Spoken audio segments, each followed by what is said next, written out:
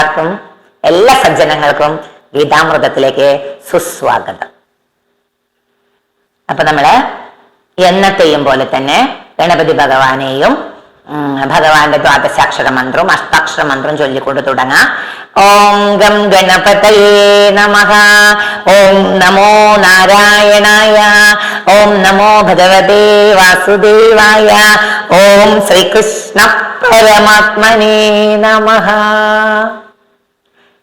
കൃഷ്ണായ വാസുദേവായ ഹരയേ പരമാത്മനേ പ്രണത ക്ലേശനാശായ ഗോവിന്ദായ നമോ നമഃ.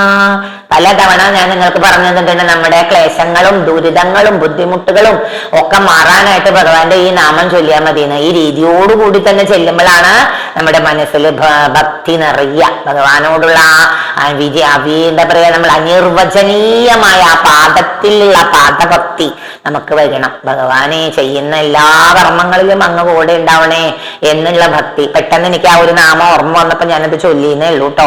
അപ്പൊ നമ്മൾ പറഞ്ഞുകൊണ്ടിരിക്കുന്നത് ഭഗവത്ഗീതയിലെ 4-ാമത്തെ അധ്യായമായ ജ്ഞാന കർമ്മ സന്യാസ യോഗത്തിൽ 18 ശ്ലോകത്തോടു കൂടിയാണ് കഴിഞ്ഞ എപ്പിസോഡിൽ നമ്മൾ നിർത്തിയത്. ഇന്ന് നമ്മള് 19-ാമത്തെ ശ്ലോകം ചൊല്ലുകയാണ്. എന്താണ് ഭഗവാൻ വീണ്ടും അർജുനനോട് പറയുന്നതാണ്. യസ്യ സർവേ സമാരംഭാ കാമസങ്കൽപവർജിതാഃ ജ്ഞാനാഗ്നിദഗ്ധ കർമാണാം തമാഹു പണ്ഡിതം ബുധാഃ. 2 കുത്തു വരുമ്പോ നമ്മള് ഹ ഹ എന്ന് പറയുന്ന സംസ്കൃതമാണല്ലോ. അപ്പോ യസ്യ സർവേ സമാരംഭ, ആരുടെ കർമ്മങ്ങളെല്ലാം, ഭഗവാൻ വീണ്ടും കർമ്മത്തെ തന്നെയാണ് പറഞ്ഞു കൊടുക്കുന്നത്. ആരുടെ കർമ്മങ്ങളെല്ലാം ആഗ്രഹങ്ങളും സങ്കല്പങ്ങളും കൂടെ ഇല്ലാത്തതാകുന്നു. അതായത് ആഗ്രഹം ഇച്ഛിച്ചിട്ടോ അല്ലെങ്കിൽ സങ്കല്പം ഇച്ഛിച്ചിട്ടോ അല്ല കർമ്മം ചെയ്യേണ്ടത് എന്നാണ് അദ്ദേഹം പറഞ്ഞു കൊടുക്കുന്നത്. പിന്നെ എങ്ങനെയുള്ള കർമ്മമാകണം? ജ്ഞാനാഗ്നി ദഗ്ധ കർമാണാം തമാഹു പണ്ഡിതം ബുധാ. ജ്ഞാനാഗ്നിയിൽ കർമ്മങ്ങളെല്ലാം ദഹിപ്പിച്ച അദ്ദേഹത്തെ അറിവുള്ളവർ പണ്ഡിതർ എന്ന് വിളിക്കും. അപ്പൊ അർജുനനോട് പറഞ്ഞത്, നീയും അതുപോലെ ഒരു കർമ്മത്തിൽ ഇച്ഛയില്ലാതെ ജ്ഞാനാഗ്നിയിൽ നിന്റെ കർമ്മങ്ങളെല്ലാം ദഹിപ്പിച്ചുകൊണ്ട് ചെയ്താൽ ഞാൻ അറിവുള്ളവൻ പണ്ഡിതൻ എന്ന് വിളിക്കാം അർജുന. അപ്പൊ അങ്ങനെ പറഞ്ഞു അർജുനന്റെ ബുദ്ധിയെ, ബോധത്തെ ഉണർത്താണ് ഭഗവാൻ. അപ്പൊ അദ്ദേഹം ഈ 19-ാമത്തെ ശ്ലോകത്തിൽ പറഞ്ഞത്, യസ്യ സർവേ സമാരംഭ കാമസങ്കല്പ വർജിത ജ്ഞാനാഗ്നി ദഗ്ധ കർമാണാം തമാഹു പണ്ഡിതം ബുധ. ആരുടെ കർമ്മങ്ങളെല്ലാം ആഗ്രഹങ്ങളും സങ്കല്പങ്ങളും കൂടാത്തവയാകുന്നു. അതായത് കർമ്മം ഇച്ഛിച്ച് ഫലം ഇച്ഛിച്ചിട്ട് കർമ്മം ചെയ്യരുത്, അതാണ് അതിന്റെ അർത്ഥം. അങ്ങനെയുള്ളവൻ എന്ത് ചെയ്യണം? ജ്ഞാനാഗ്നിയിൽ കർമ്മങ്ങളെല്ലാം അവരുടെ അറിവ് കൊണ്ട്, തന്റെ ആ ബുദ്ധി കൊണ്ട് ആ കർമ്മങ്ങളെല്ലാം ദഹിപ്പിക്കണം. അഗ്നിയിൽ ദഹിപ്പിക്കുന്ന അവനെ എല്ലാവരും പണ്ഡിതൻ, അറിവുള്ളവൻ എന്ന് പറയും അർജുന എന്ന് ഭഗവാൻ പറഞ്ഞു. അപ്പൊ 20-ാമത്തെ ശ്ലോകത്തിൽ ഭഗവാൻ തന്നെ പറയാണ്, ത്യക്ത്വാ കർമ്മഫലാസംഗം നിത്യതൃപ്തോ നിരാശ്രയഃ കർമ്മണ്യഭിപ്രവൃത്തോപി നൈവ കിഞ്ചിത് കരോസി സാ. എന്താ പറയുന്നത് ഭഗവാൻ? കർമ്മഫലാസംഗം, കർമ്മഫലത്തിലുള്ള ആസക്തി ഉപേക്ഷിച്ചിട്ട് നിത്യതൃപ്തോ നിരാശ്രയ, ആരെയും ഒരു കാര്യത്തിലും ആശ്രയിക്കാത്ത ജ്ഞാനി. അതായത് ഒന്നിലും ആശ്രയിക്കാണ്ട് പരാശ്രയം കൂടാത്ത അറിവുള്ളവനായ ഒരാള് എന്ത് ചെയ്യും? കർമ്മന്നഭിപ്രവർത്തോപി നൈവ കിഞ്ചിത് കരോസി സാ. കർമ്മത്തിൽ എപ്പോഴും കർമ്മം ചെയ്തുകൊണ്ടിരിക്കും. എന്നാലോ അദ്ദേഹത്തിന്റെ ഭാവം എന്താണ്? ഞാനൊന്നും ചെയ്യുന്നില്ല എന്നുള്ളതാണ്. അതെ, അങ്ങനെ ഒരു ജ്ഞാനത്തിലേക്ക്, അറിവിലേക്ക് നമ്മൾ വന്നു കഴിഞ്ഞാൽ നമ്മുടെ കർമ്മം എന്തായിരിക്കും? സകർമ്മമായി മാറും. ഞാൻ പറയും, ഞാൻ ഈ പറഞ്ഞ പ്രവർത്തികൾ, ഗീത പറയുന്നത്, ഗീത പഠിപ്പിക്കുന്നത്, അമ്പലത്തിൽ ക്ലാസ് എടുക്കുന്നത്, എല്ലാവർക്കും കഥ പറഞ്ഞ് ഭഗവാന്റെ കഥകൾ പറഞ്ഞു കൊടുക്കുന്നത് എല്ലാം എന്താണ്? കർമ്മഫലം കൂടാതെ ഭഗവാൻ മാത്രം എന്റെ കൂടെ ഉണ്ടായാൽ മതി, എന്റെ കൂടെ ഊണിലും ഉറക്കത്തിലും എന്റെ കൂടെ ഭഗവാൻ ഉണ്ടാവണേ എന്ന് മാത്രം പ്രാർത്ഥിച്ചുകൊണ്ട് ചെയ്യുമ്പോൾ നമ്മൾ കർമ്മത്തിൽ ഇച്ഛിക്കുന്നില്ല, കർമ്മഫലം ഇല്ല ഇച്ഛിക്കുക. അതാണ് ഇവിടെയും പറയുന്നത്. ത്വക്വാ കർമ്മഫലാസംഗം നിത്യതൃപ്തോ നിരാശ്രയ കർമ്മണ്യഭിപ്രവൃത്തോപി നൈവ കിഞ്ചിത് കരോതി സ. കർമ്മഫലത്തിലുള്ള ആസക്തി ഉപേക്ഷിച്ച് ആരെയും ഒരു കാര്യത്തിലും ആശ്രയിക്കാത്ത ജ്ഞാനി എന്ത് ചെയ്യും? കർമ്മത്തിൽ ഏർപ്പെട്ടിരിക്കുന്നു. അല്ലെങ്കിൽ നമുക്ക് കർമ്മം ചെയ്യാനായിട്ട് ഭഗവാൻ തന്നെ നമ്മളെ സഹായിക്കും. എങ്കിലും അദ്ദേഹത്തിന്റെ ഭാവം എന്താണ്? ഞാനൊന്നും ചെയ്യുന്നില്ല, ഭഗവാൻ ചെയ്യിപ്പിക്കുകയാണ്. ഞാൻ ഈ പറയുന്ന പോലെ, ഈ പറയുന്ന എന്റെ വാക്കും വായനയും പ്രവൃത്തിയൊക്കെ ഭഗവാനാണ് എനിക്ക് ചെയ്യുന്നത്, ഭഗവാന്റെ അനുഗ്രഹം കൊണ്ടാണ് എന്നുള്ള ആ ഒരു പ്രാപ്തിയിലേക്ക് നമ്മൾ എത്തണം അർജുന. നമ്മളെ ഭഗവാൻ പറയുകയാണ്, നിങ്ങൾക്ക് ഓരോരുത്തർക്കുമുള്ള ഒരു അറിയിപ്പും കൂടിയാണ്. 21ാമത്തെ ശ്ലോകത്തിൽ അദ്ദേഹം വീണ്ടും അർജുനനോട് പറഞ്ഞു, നിരാശീര്യത ചിത്താത്മാ ത്യക്ത സർവ പരിഗ്രഹഃ ശാരീരം കേവലം കർമ്മ കുർവന്നാപ്നോതി കിൽബിഷം. അപ്പൊ അദ്ദേഹം അർജുനനോട് വീണ്ടും 21ാമത്തെ ശ്ലോകത്തിൽ പറഞ്ഞു, നിരാശീർ യഥ ചിത്താത്മാ ത്യക്ത സർവ പരിഗ്രഹഃ. എന്താണ്? ഒന്നും ആശിക്കാത്തവനായി മനസ്സും ഇന്ദ്രിയങ്ങളും അടക്കി. ഞാൻ പറഞ്ഞില്ലേ, മനസ്സ് പോകുന്നിടത്ത് നമ്മുടെ ഇന്ദ്രിയങ്ങൾ പോകും, അല്ലെങ്കിൽ ഇന്ദ്രിയങ്ങൾ പോകുന്നിടത്തേക്ക് മനസ്സ് പോകും. ഇത് രണ്ടും അടക്കുക, ഇന്ദ്രിയങ്ങളെ അടക്കുക, മനസ്സിനെ അടക്കുക. അതാണ് നിരാശ്രിയത്ത ചിത്താത്മാ തെക്ത സർവ പരിഗ്രഹ ശാരീരം കേവലം കർമ്മ കുർവന്നാപ്നോതി ബിശഹ. എന്താണ്? ശരീര ആവശ്യത്തിന് വേണ്ടി മാത്രം കർമ്മം ചെയ്യുന്നവൻ പാപത്തെ പ്രാപിക്കുന്നില്ല. അതായത് ശരീരത്തിന് എന്താണോ ആവശ്യം, വെള്ളം വേണം, ഭക്ഷണം വേണം, അല്ലെ, നമ്മൾ പറയില്ലേ വസ്ത്രം വേണം, അത് മാത്രം കിട്ടിയാൽ തന്നെ നമ്മൾ ഏറ്റവും വലിയ അനുഗ്രഹിക്കപ്പെട്ടവരാകുന്നു, അല്ലെ. ഭഗവാൻ നമുക്ക് കിടക്കാൻ ഒരു വീട്, അല്ലെ, കുടിക്കാൻ വെള്ളം, അതല്ലേ, നമുക്ക് ഭക്ഷണം, ആഹാരം, ജീവൻ നിലനിർത്താൻ ഭക്ഷണം, ഇത് തന്നാൽ തന്നെ നമ്മൾ എന്തായി? ഏറ്റവും വലിയ ധനികരായി എന്ന് വിചാരിക്കണം എന്നാണ് ഭഗവാൻ പറയുന്നത്. അപ്പൊ അദ്ദേഹം 21ാമത്തെ ശ്ലോകത്തിൽ പറയുന്നത്, ഒന്നും ആശിക്കാത്തവനായി മനസ്സും ഇന്ദ്രിയങ്ങളും അടക്കി തൻ്റേത് എല്ലാം ത്യജിച്ച് ശരീരാവശ്യത്തിനു വേണ്ടി മാത്രം കർമ്മം ചെയ്യുന്നവൻ പാപത്തെ പ്രാപിക്കുന്നില്ല അർജുന. അതുകൊണ്ട് നീ ധൈര്യമായിട്ട് നിന്റെ കർമ്മം ചെയ്തോളൂ. നീ ഈ പേർത്തട്ടിൽ ഇങ്ങനെ വിഷണ്ണനായി ഇരിക്കണ്ട. നിന്റെ കർമ്മം ഇപ്പോൾ എന്താണ്? യുദ്ധം ചെയ്യുക എന്നുള്ളതാണ്. അവിടെ മുമ്പിൽ നിൽക്കുന്നവരെ നീ നോക്കേണ്ട, നിന്റെ കർമ്മബലത്തെ നീ ഇച്ഛിക്കണ്ട. നിന്റെ കർമ്മം എന്താണ് അതിപ്പോ ചെയ്തോളൂ, അത് സകർമ്മമായി പോട്ടെ എന്നാണ് ഭഗവാൻ പറയുന്നത്.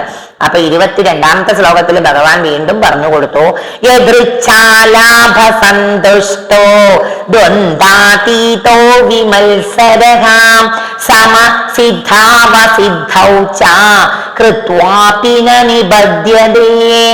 യദൃച്ഛാലാഭ സന്തുഷ്ടോ, യാദൃച്ഛികമായി വരുന്ന നേട്ടങ്ങൾ കൊണ്ട് സന്തോഷിക്കുന്നവനും. നമ്മൾ പറയില്ലേ, നമ്മളിപ്പോ എന്തെങ്കിലും നല്ല കർമ്മം ചെയ്താല്, കർമ്മം നന്നായിരുന്നാൽ തന്നെ ഭഗവാന്റെ അനുഗ്രഹം നമുക്ക് ഉണ്ടാവും. നല്ല കർമ്മം എവിടെയുണ്ട് അവിടെ ഭഗവാൻ സാന്നിധ്യം ഉണ്ടാവും. അതാണ് അതിന്റെ അർത്ഥം. അപ്പൊ എതിർച്ച, ചിലപ്പോ നിങ്ങൾ ഇങ്ങനെ ചെയ്തുകൊണ്ടിരിക്കുമ്പോൾ നിങ്ങൾക്ക് ലാഭം, അതായത് നേട്ടങ്ങൾ കൊണ്ട് യദൃച്ഛികമായി നിങ്ങൾക്ക് സന്തോഷം കിട്ടും. അത് ഭഗവാന്റെ അനുഗ്രഹം വേണം. യദൃച്ഛ ലാഭ സന്തുഷ്ടോ ദ്വന്ദ്വാതീതോ വിമത്സര. പിന്നെന്താ? സുഖ ദുഃഖാദി ദ്വന്ദ്ഭാവത്തെ വെടിഞ്ഞവനും. അപ്പൊ നേട്ടം വന്നു എന്ന് പറയുമ്പോഴേക്കും, എന്തെങ്കിലും ഭഗവാന്റെ അനുഗ്രഹം കൊണ്ട് ഒരു നേട്ടം കിട്ടുമ്പോഴേക്കും അഹങ്കരിക്കാൻ പാടില്ല. അപ്പോഴും നമ്മൾ എന്താ? സമഭാവനയോടുകൂടി സുഖത്തെയും ദുഃഖത്തെയും ഒരുപോലെ, അതാണ് ദ്വന്ദ്വാതീതോ വിമത്സര സമസിദ്ധാവസിദ്ധൗച. എന്താണ്? ആരോടും മാത്സര്യമില്ലാത്തവനും ലാഭത്തിലും നഷ്ടത്തിലും സമനില പുലർത്തുന്നവനുമായ ജ്ഞാനി കർമ്മം ചെയ്യുന്നുണ്ടെങ്കിലും ബന്ധനസ്ഥനാകുന്നില്ല. അതാണ് ഈ 22ാമത്തെ ശ്ലോകത്തിൽ ഭഗവാൻ പറയുന്നത്. അതായത് നമ്മൾ ചെയ്യുന്ന കർമ്മം നല്ല കർമ്മങ്ങളാണെങ്കിൽ, സകർമ്മം ചെയ്യുമ്പോൾ നമുക്ക് ചിലപ്പോ യാദൃശ്ചികമായി ഭഗവാൻ അനുഗ്രഹം കൊണ്ട് നേട്ടങ്ങൾ ഉണ്ടാവാം, മനസ്സന്തോഷം വരാം, ആരോഗ്യം ഉണ്ടാവാം, മനസ്സിന് സുഖം കിട്ടാം. ആ സമയത്ത് സുഖത്തെയും, അപ്പൊ നമ്മൾ അങ്ങോട്ട് കയറി മതിമറന്ന് അങ്ങോട്ട് അഹങ്കരിക്കരുത് എന്നാണ് ഭഗവാൻ പറയുന്നത്. ആ സുഖം, ആ കിട്ടിയ നേട്ടത്തെയും, അതുപോലെ തന്നെ ഇതുപോലൊരു കോട്ടം വന്നാലും നേട്ടത്തെയും കോട്ടത്തെയും സുഖത്തെയും ദുഃഖത്തെയും സമഭാവനയോടെ കാണാൻ, ആർക്ക് ആ സമഭാവനയോടെ കാണാൻ ശ്രമിക്കുന്നവൻ, ആ ജ്ഞാനി കർമ്മം ചെയ്യുന്നുണ്ടെങ്കിലും ബന്ധനസ്ഥനാകുന്നില്ല. ആരോടും ബന്ധനത്തിലില്ല. നമ്മളെ കർമ്മം നമ്മൾ ചെയ്തുകൊണ്ടേയിരിക്കുക. അതാണ് നമ്മൾ കർമ്മം ചെയ്യുക, നമ്മുടെ ലക്ഷ്യം കർമ്മഫലം തരും ഈശ്വരനല്ലോ എന്നാണ് നമ്മൾ പറയുക. എന്നിട്ട് ഈശ്വര ചിന്തയോട് കൂടിയിട്ട് അങ്ങോട്ട് പോയാൽ നമ്മുടെ കർമ്മത്തിന് നല്ല ഫലം ഉണ്ടാവും അർജുന. 23ാമത്തെ ശ്ലോകത്തിൽ ഭഗവാൻ വീണ്ടും പറഞ്ഞു, ഗതസംഗസ്യ മുക്ത യജ്ഞായാചരതകർമ്മസമഗ്രമുക്തസ്യ ജ്ഞാനാവസ്ഥിതചേതസഃ യജ്ഞായാചരതകർമ്മ സമഗ്രം പ്രവിലീയതേ. അടുത്തത് ഭഗവാൻ പറഞ്ഞു കൊടുക്കാണ്. നേട്ടങ്ങളൊക്കെ വന്നു കഴിഞ്ഞാൽ മനുഷ്യന് അഹങ്കാരം വരൂല്ലേ? അപ്പൊ എന്തായി? എല്ലാം എന്റെ എന്റെ എന്നുള്ളത് വരും. ആ ഒരു ഭാവമേ പാടില്ല. ഒരു ജ്ഞാനി സകർമ്മം ചെയ്യുമ്പോ ആ ജ്ഞാനി അവന് ബുദ്ധിയുള്ളവനാണെങ്കിൽ അവൻ എന്താണ്? ആ കർമ്മത്തിൽ ഫലം കൂടാതെ ആ കർമ്മഫലം ഇച്ഛിക്കാതെ ചെയ്യുന്നവൻ അപ്പൊ പിന്നീട് എന്തുണ്ടാവും? ഗത സംഘസ്യ മുക്തസ്യ ജ്ഞാനാവസ്ഥിത ചേതസ, ഞാൻ എന്റേത് എന്ന ഭാവങ്ങളിൽ നിന്ന് മുക്തനും സദാ ബ്രഹ്മത്തെ തന്നെ അനുഗമിക്കുന്നു. ഈ ബ്രഹ്മം, ഈ പ്രകൃതി തരുന്ന അനുഗ്രഹമാണ് ഇതെല്ലാം എന്നുള്ള ഭാവത്തോടെ നടക്കുന്നവരും യജ്ഞായാചരത കർമ്മ സമഗ്രം പ്രവിലീയതേ. എന്താണ്? എല്ലാ കർമ്മങ്ങളും യജ്ഞരൂപത്തിൽ അനുഷ്ഠിക്കുന്നവനുമായ ജ്ഞാനിയുടെ കർമ്മങ്ങളെല്ലാം സമ്പൂർണമായി കെട്ടടങ്ങുന്നു അർജുന എന്ന് പറഞ്ഞു. എത്ര നല്ല ഉദാത്തമായ വരികൾ അല്ലെ? ഞാൻ നിങ്ങളുടെ അടുത്ത് പല പ്രാവശ്യം പറഞ്ഞിരുന്നു, ഭഗവത്ഗീതയിലെ ഒരു ശ്ലോകത്തിലെ ഒരു വരി ഒരു ദിവസം വ്യാഖ്യാനിച്ചാലും തീരാത്തത്ര അർത്ഥവ്യാപ്തിയുള്ള ഓരോ വരികളുമാണ്. ആ വരികളെയാണ് ഇത്ര സിമ്പിളായി നിങ്ങളുടെ മുമ്പിൽ ഞാൻ പ്രസന്റ് ചെയ്യുന്നത്. ഇതിനെ വേണമെങ്കിൽ നമുക്ക് നീട്ടി അതിന്റെ അർത്ഥം വ്യാഖ്യാനിച്ച് എക്സ്പ്ലനേഷൻ കൂടുതൽ കൊടുത്ത് നമുക്ക് ഇനി അത്രയും അർത്ഥം അതിൽ ഉൾക്കൊണ്ടിട്ടുണ്ട് ഈ 4 വരികളില്. അപ്പോ ഭഗവാൻ വീണ്ടും പറഞ്ഞു കൊടുക്കാണ്, ഈ കർമ്മമൊക്കെ നീ ചെയ്തോ, പക്ഷെ അവിടെ നമുക്ക് എന്ത് വരാൻ പറ്റില്ല? ഞാൻ ചെയ്യുന്നു, ഞാനാണ് ഇതൊക്കെ ചെയ്യുന്നത്. അഹങ്കാരം, അഹം എന്നുള്ള ബോധം വന്നു കഴിഞ്ഞാല് ആ ജ്ഞാനി ബ്രഹ്മത്തെ പ്രാപിക്കാൻ പറ്റില്ല. അവന്റെ ഉള്ളിൽ വീണ്ടും എന്ത് വന്നു? ആ കർമ്മം ചെയ്യാനുള്ള ഇത് വരും. സകർമ്മം ചെയ്യുന്നവനാണെങ്കിൽ എല്ലാ കർമ്മങ്ങളും യജ്ഞരൂപത്തിൽ, ഇതെല്ലാം എനിക്ക് ഭഗവാൻ തന്നിരിക്കുന്ന എന്റെ കർമ്മമാണ്, എന്റെ സ്വധർമ്മമാണ് എന്നുള്ള രൂപത്തിൽ ചെയ്യുന്നവനുമായ ആ ജ്ഞാനിയുടെ കർമ്മങ്ങളെല്ലാം സമ്പൂർണമായി കെട്ടടങ്ങുന്നു എന്ന് ഭഗവാൻ പറഞ്ഞു. അപ്പൊ നമുക്കും അങ്ങനെ ആവണം അല്ലേ?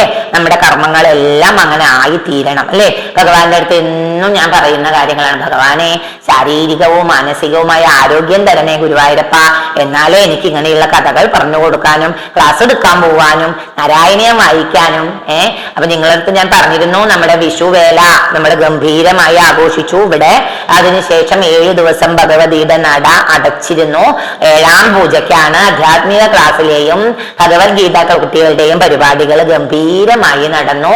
എല്ലാം ഭഗവതിയുടെ അനുഗ്രഹം കൊണ്ട് വളരെ വിശേഷത്തോടു കൂടി അവസാനം ഞങ്ങള് ആധ്യാത്മിക ക്ലാസ്സിലെ അമ്മമാരെല്ലാവരും കൂടി ഒരു നാമവും കൂടി, ഒരു ഭജനും കൂടി ചൊല്ലി എല്ലാവരെയും ആ ഭജനലയില് ഉൾക്കൊള്ളിക്കൊണ്ടാണ് ഞങ്ങൾ അന്ന് ആ പരിപാടി അവസാനിപ്പിച്ചത്. അതൊക്കെ ആ നാമമാണ് ഞാൻ ഇന്നത്തെ കഥാരൂപത്തിൽ നിങ്ങൾക്ക് പറഞ്ഞു തരുന്നില്ല. ഇന്ന് ഞങ്ങൾ അന്ന് ചൊല്ലിയ ആ നാമത്തിന്റെ 4 വരികൾ ചൊല്ലിക്കൊണ്ടാണ് ഞാൻ ഇന്നിവിടെ അവസാനിപ്പിക്കുന്നത്. അപ്പൊ നമുക്ക് ഇന്നത്തെ 23ാമത്തെ ശ്ലോകത്തോടുകൂടി നമുക്ക് ഈ എപ്പിസോഡ് ഇവിടെ നിർത്താം. അപ്പൊ ഭഗവാൻ ഈ കലിയുഗത്തില് നമുക്ക് ഈ മനുഷ്യ ജന്മം തന്നതിന് നന്ദി പറയണം നമ്മൾ ഭഗവാനോട്, വേണ്ടേ? ആ മനുഷ്യ ജന്മം തന്ന ഭഗവാനെ അങ്ങയോട് എന്താണ് നമുക്ക് പറയേണ്ടത്? നാവെന്തിനു തന്നോ ഭഗവാൻ നാരായണ നാമം ചൊല്ലാൻ, കാതെന്തിനു തന്നോ ഭഗവാൻ നാരായണ ഗീതികൾ കേൾക്കാൻ, കൈയെന്തിനു തന്നോ ഭഗവാൻ നാരായണനെ നമിക്കാൻ, കാലെന്തിനു തന്നോ ഭഗവാൻ ഗുരുവായൂരാഗം പൂക്കാൻ, നാരായണ ഹരേ നാരായണ ഹരേ നാരായണ ഹരേ നാരായണ. നാരായണ നാമം ചൊല്ലാനായിട്ട് നമ്മുടെ നാവുകൾക്ക് ശക്തി വരട്ടെ. നാരായണന്റെ ഗീതകൾ കേൾക്കാൻ നമ്മുടെ ചെവിക്ക് ഭഗവാൻ അനുഗ്രഹിക്കട്ടെ. നമ്മുടെ മനസ്സിൽ ഏത് സമയവും മനസ്സിൽ ഭഗവാന്റെ ആ രൂപം തെളിയാൻ ഭഗവാൻ അനുഗ്രഹിക്കട്ടെ. നമ്മുടെ കൈകൾ കുഴഞ്ഞു പോകാതെ എന്നും ഭഗവാനെ നമിക്കാൻ ഒരു ശക്തി ഭഗവാൻ തരട്ടെ.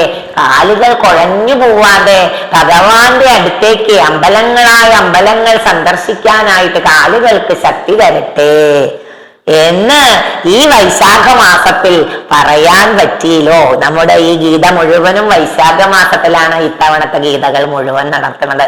അപ്പൊ വൈശാഖത്തിന്റെ പ്രാധാന്യം തന്നെ എന്താ? മാസങ്ങളിൽ വെച്ച് ഏറ്റവും ശ്രേഷ്ഠമാണ് വൈശാഖ മാസം. ഏറ്റവും അറിവുകളിൽ വേദമാണ് ഏറ്റവും വലിയ വിദ്യകളിൽ വെച്ച് ഏറ്റവും വലുത് വേദം, പക്ഷികളിൽ വെച്ചിട്ട് ഗരുഡൻ ഏറ്റവും വലിയത്. അതുപോലെ തന്നെ നദികളിൽ വെച്ച് ഗംഗ, മാസങ്ങളിൽ വെച്ച് ഏറ്റവും പ്രധാനപ്പെട്ട മാസമാണ് വൈശാഖം. ഈ ഒരു പുണ്യമായ ഈ ദിനത്തില് നിങ്ങൾക്ക് എല്ലാവർക്കും ഭഗവാന്റെ അനുഗ്രഹം ഉണ്ടാവട്ടെ. നിങ്ങൾക്ക് എല്ലാവർക്കും നാമം ചൊല്ലാൻ നിങ്ങളുടെ നാവുകൾക്ക് ശക്തി ഉണ്ടാവട്ടെ എന്ന് പറഞ്ഞുകൊണ്ട് ഇന്നത്തെ ക്ലാസ് ഇവിടെ അവസാനിപ്പിക്കുന്നു. എല്ലാവർക്കും ശുഭദിനം.